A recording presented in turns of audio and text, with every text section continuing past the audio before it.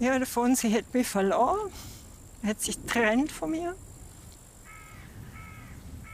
Es ist für ihn nicht mehr gegangen, so wie es war, schien es. Und er ist auch aus der Hütte ausgezogen. Der Schmerz halt in dem. Auf blamiert, auf das sie ins Leben kommt, so wie mir das immer gezeigt worden ist. 9 Jahre waren Sieglinde und der Fonsi ein Paar.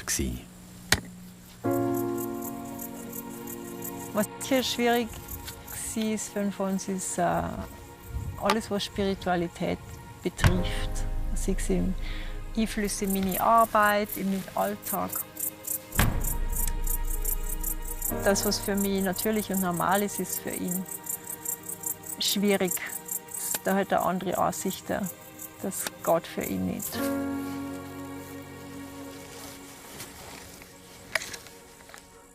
Zum Teil ist es wie wirklich schockiert und erschüttert. Also wirklich, als würde es innerlich einfach als Erdbeben nachbeben.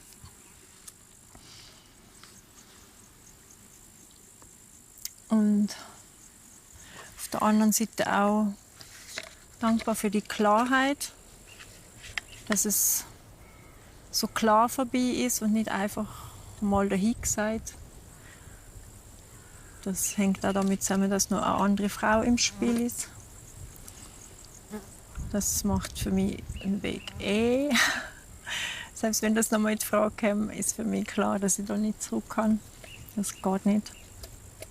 Und insofern kann ich mich völlig frei in meine Zukunft entfalten und ganz klar den Abschied nehmen und integrieren, was war, und im Frieden gehen.